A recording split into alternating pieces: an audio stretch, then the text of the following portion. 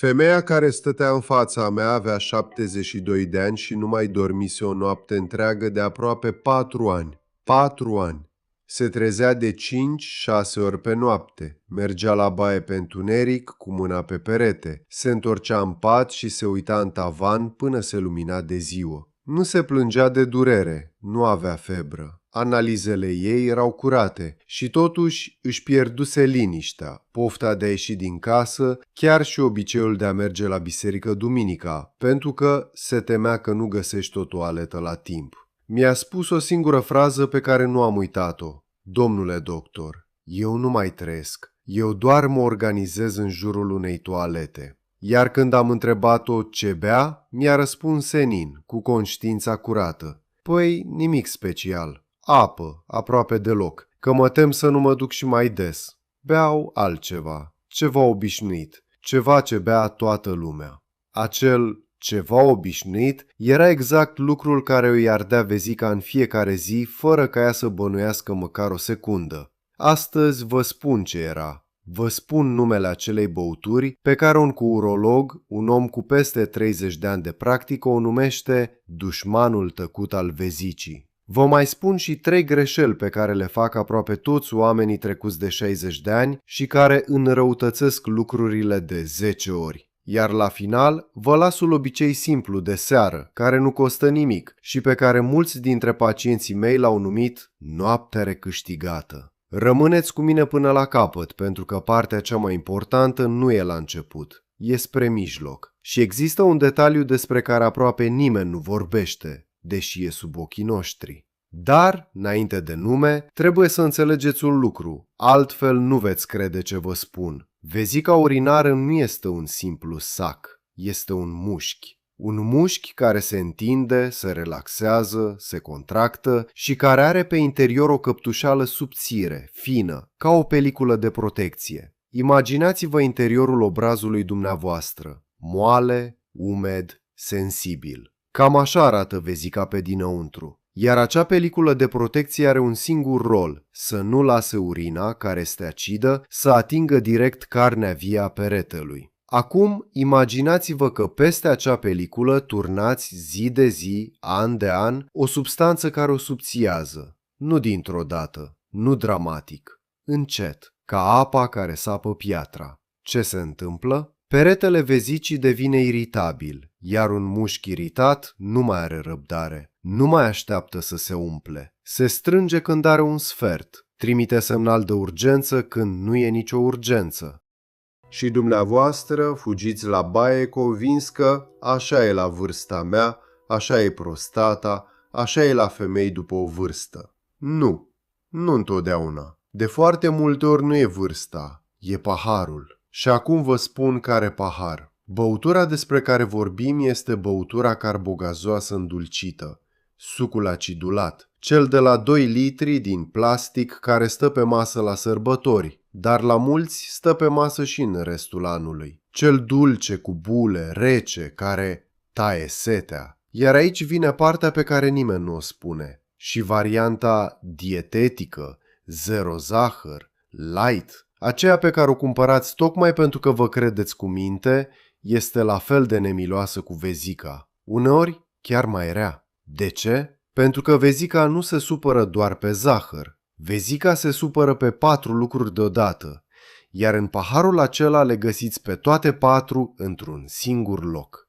Primul, bulele. Dioxidul de carbon face urina mai acidă și irită direct mucoasa. Al doilea, acidul. Aproape toate sucurile acidulate conțin acid, cel care le dă gustul acela înțepător și le păstrează luni de zile în sticlă. Al treilea, îndulcitorii artificiali, care ajung neschimbați în urină și pe care vezica sensibilă îi resimte ca pe o zgârietură. Iar al patrulea, cel pe care majoritatea nici nu-l bănuiesc, multe dintre aceste băuturi au cofeină.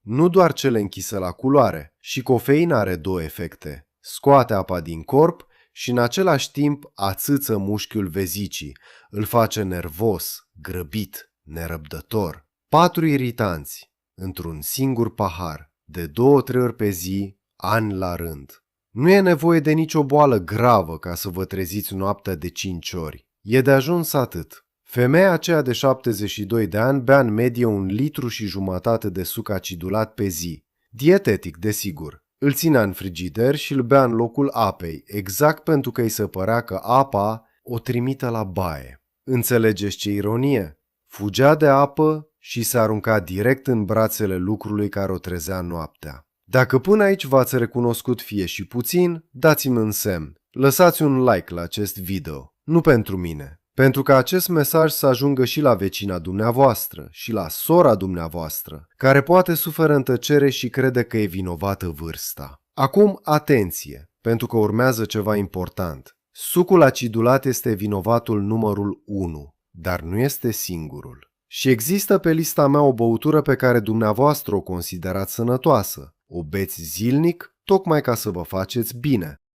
Despre ea vă spun peste câteva minute și vă rog să nu închideți până acolo, pentru că e cea mai mare surpriză din tot ce vă spun astăzi. Până atunci, să trecem prin ceilalți suspecți, repede. Cafeaua. Da, cafeaua irită vezica. Dar aici vreau să fiu cinstit cu dumneavoastră, pentru că nu sunt genul de doctor care ia oamenilor toate bucuriile. O cafea dimineața la micul dejun nu este dezastrul vieții dumneavoastră. Problema începe la a treia, la a patra și mai ales la cea de după amiază, cea de la ora 5, ca să mă trezesc puțin. Aceea vă ia din somn, aceea vă scoate din pat la 2 noaptea. Alcoolul. Un pahar de vin la masă pare inofensiv, dar alcoolul face 2 lucruri urâte deodată. Oprește semnalul prin care creierul îi spune rinichiului acum e noapte, produ mai puțină urină și în același timp irită peretele vezicii. De asta, după o seară cu 2-3 pahare, vă treziți nu odată, ci de 4 ori. Nu e coincidență, nu e vârsta, e chimia. Berea e cea mai perfidă dintre toate pentru că e și alcool, și lichid mult, și cu bule. 3 lovituri într-una singură. Sucul de citrice. Portocale, grapefruit, lămâie stoarsă. Sănătos pentru inimă și pentru vase, nu spun nu. Dar pentru o vezică deja iritată, un pahar mare de suc de portocale pe stomacul gol e ca și cum ai turna oțet pe o zgârietură. Nu la toată lumea, dar la oamenii sensibili, imediat. Roșiile și sucul de roșii. Vă miră? Pe mine nu m-a mirat, dar pe pacienți da, întotdeauna. Bulionul, sosurile, sucul de roșii băut pentru sănătate, toate sunt acide. Și băuturile așa zise energizante, pe care, credeți-mă, le beau și oameni de 70 de ani, pentru că li se pare că le dau putere. Acelea sunt cel mai concentrat amestec de cofeină, acid, îndulcitor și bule pe care îl puteți cumpăra legal. Pentru o vezică trecută de 60 de ani, e ca o palmă. Acum să vorbim despre cele 3 greșeli, pentru că, sincer, greșelile fac mai mult rău decât băuturile. Prima greșeală și cea mai răspândită dintre toate. Oamenii încep să bea mai puțină apă. Logica pare de fier. Dacă merg des la baie, înseamnă că beau prea mult. Deci beau mai puțin, deci merg mai rar. Este exact pe dos. Și vă explic de ce în cuvinte simple. Când beți puțin, urina se concentrează. Devine închisă la culoare, groasă, cu miros puternic. Iar urina concentrată este acidă și agresivă. Nu mai e un lichid liniștit care stă cu minte în vezică. E o substanță care ustură pereții. Și atunci vezica, biata de ea, vrea să scape de ea cât mai repede. Se contractă la o cantitate mică, vă trimite la baie mai des, nu mai rar. Ați înțeles capcana? Cu cât beți mai puțin, cu atât mergeți mai des, iar dumneavoastră beți și mai puțin. Și cercul se strânge. Am văzut oameni care au rezolvat jumătate din problemă doar bând mai multă apă curată, fără nimic altceva. Doar apă. A doua greșeală. Momentul. Aici e o artă pe care puțin o cunosc. Nu contează doar cât beți, contează când. Mulți oameni în vârstă nu beau aproape nimic toată ziua pentru că nu le e sete. Și e adevărat, senzația de sete slăbește odată cu anii. Asta e o realitate a corpului. Apoi, seara, la cină, când în sfârșit se așează liniștiți în fața televizorului, beau 2-3 căni una după alta. Ceai, compot, apă, ce se nimerește. Corpul nu are unde să pună atâta lichid în 2 ore. Rinichii lucrează toată noaptea și vă trezesc. Iar aici este a treia greșeală. cea mai subtilă, și vreau să fiți foarte atenți, picioarele umflate. Dacă seara gleznele dumneavoastră sunt umflate, dacă rămâne urma șosetei pe picior, dacă pantoful e strâmt seara și larg dimineața, ascultați-mă bine. Toată acea apă adunată în picioare peste zi nu dispare. Când vă întindeți în pat, gravitația nu mai o ține jos. Lichidul se întoarce în sânge, ajunge la rinichi, iar rinichii îl transformă în urină, la miezul nopții, la 2, la 4. Nu vezica dumneavoastră e de vină în cazul acesta. Sunt picioarele și nimeni nu vă spune asta. Vă țineți minte ce v-am promis la început? Un obicei simplu de seară. Ajungem la el. Mai aveți puțină răbdare, pentru că vreau să vi-l dau abia după ce înțelegeți de ce funcționează. Altfel îl faceți 2 zile și îl uitați. Dar mai întâi, băutura sănătoasă despre care v-am spus, cea care surprinde pe toată lumea, este ceaiul. Ceaiul negru tare, băut cană după cană toată ziua, din obișnuință. Și, la mulți, și ceaiul verde. Știu ce gândiți acum. Domnule doctor, ceaiul e leac. Bunica mea a trăit 90 de ani cu ceai. Și aveți dreptate într-un fel. Ceaiul are lucruri bune în el. Dar ceaiul negru conține cofeină, aproape ca o cafea slabă, și mai conține și substanțe care, la ceaiul lăsat mult la infuzat, tare, negru ca pământul, irită mucoasa vezicii la fel de bine ca sucul acidulat. Am avut un pacient, un bărbat de 78 de ani, care bea 10 până la 12 căni de ceai negru pe zi. Nu bea alcool, nu bea cafea, nu fuma. Se mândrea cu asta și pe drept. Se trezea de 4 ori pe noapte și era convins că e prostata. A trecut de la ceai negru tare la ceai slab doar dimineața, iar în rest la apă și la infuzii ușoare fără cofeină. În 3 săptămâni se trezea o singură dată. O singură dată. Nu i-am dat nimic. Nu i-am schimbat nimic altceva. Doar paharul. Iată de ce insist atât de mult pe lucrul acesta. Pentru că soluția nu e scumpă, nu e complicată, nu se cumpără de la farmacie, e în bucătăria dumneavoastră. Doar că nimeni nu se uită acolo. Acum, ce beți în loc? Pentru că nu vreau să vă las cu o listă de interdicții și cu paharul gol. Ar fi ușor și ar fi lipsit de suflet. Apa plată, la temperatura camerei, nu rece ca gheața. Apa foarte rece contractă vezica brusc, la fel ca aerul rece iarna, când vă vine să mergeți la baie imediat ce ieșiți din casă. Ați observat, nu-i așa? Nu e închipuire, e reflex.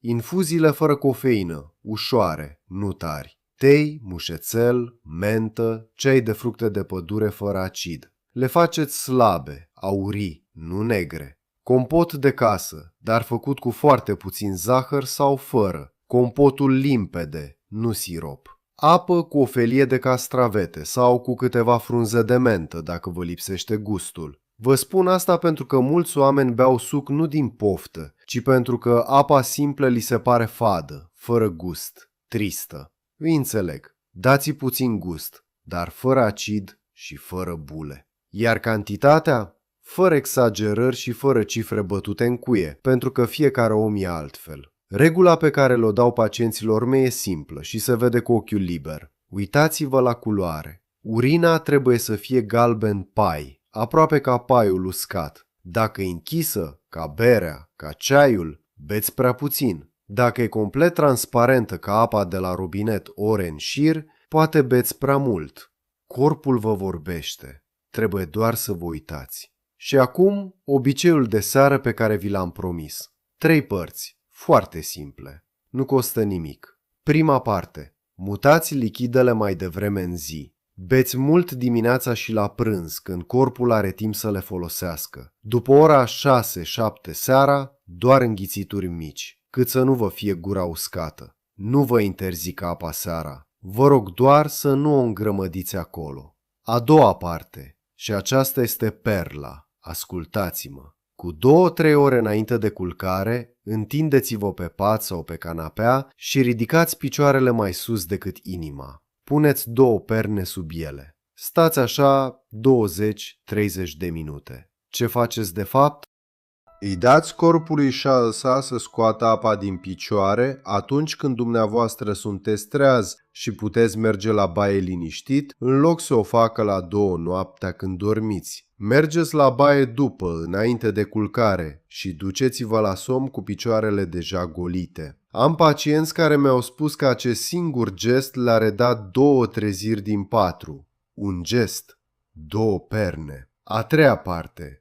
Goliți vezica complet înainte de somn. Nu în grabă, nu pe jumătate. Stați relaxat, respirați, apoi așteptați puțin și mai încercați o dată, după 1 minut. Vezica are obiceiul de a nu se goli complet dacă vă grăbiți și restul rămas acolo vă va trezi peste 2 ore. Dacă ceea ce v-am spus până acum vi se pare de folos și simțiți că ați aflat lucruri pe care nu vi le-a explicat nimeni așa, abonați-vă la canal. Vorbim aici despre lucruri de care oamenilor le e rușine să întrebe, dar care le strică viața zi de zi. Iar dacă apăsați clopoțelul, veți ști când mai stăm de vorbă. Mai am un lucru pe care trebuie să vi-l spun și e important să nu-l ratați. Vezica se poate reeduca. Da, ați auzit bine. Un mușchi obișnuit ani de zile să fugă la baie la fiecare 40 de minute poate fi învățat din nou să aibă răbdare. Nu peste noapte, dar poate. Cum? Când simțiți primul semnal, nu săriți imediat. Rămâneți așezat. Respirați rar și adânc, de 5 ori. Strângeți ușor mușchii de jos, cei pe care i-ați folosit ca să opriți jetul, și țineți câteva secunde. Gândiți-vă la altceva. Numărați. Aproape întotdeauna valul acela de urgență trece. Nu era o vezică plină, era o vezică nervoasă. Apoi mergeți liniștit, fără grabă, peste 5 minute. Nu alergând. Alergatul învață creierul că e o urgență și data viitoare va suna alarma și mai devreme. Faceți asta câteva săptămâni și veți vedea cum intervalele se lungesc singure. De la 40 de minute la o oră. De la o oră la 2. Femeia despre care v-am povestit la început, cea cu 4 ani fără somn, ea a făcut exact aceste lucruri. A renunțat la sticla de suc dietetic, a început să bea apă curată ziua și a ridicat picioarele seara. A învățat să aștepte 5 minute. După 2 luni mi-a spus altă frază pe care o țin minte la fel de bine ca pe prima. Domnule doctor, m-am trezit dimineața și mi-am dat seama că nu m-am trezit deloc noaptea și am stat în pat și am plâns de bucurie.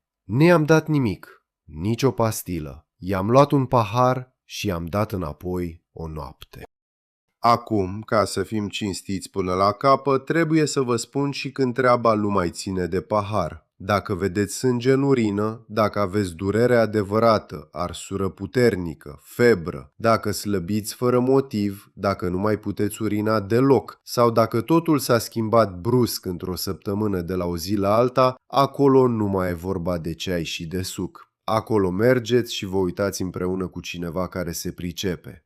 Nu așteptați. Nu vă rușinați. Rușinea a costat mai multe vieți decât boala. Dar dacă e ceea ce văd eu la 9 din 10 oameni, o vezică obosită, iritată zi după zi de lucruri banale, într-un corp care nu mai bea apă și care se culcă cu picioarele pline de lichid, atunci schimbarea e în mâinile dumneavoastră. Astăzi, diseară. Și v-am promis la început că vă spun numele acelei băuturi, cea despre care colegul meu urolog spune că lovește vezica pe nesimțite. V-am spus. Sucul acidulat, dulce sau zero, băut zilnic în locul apei.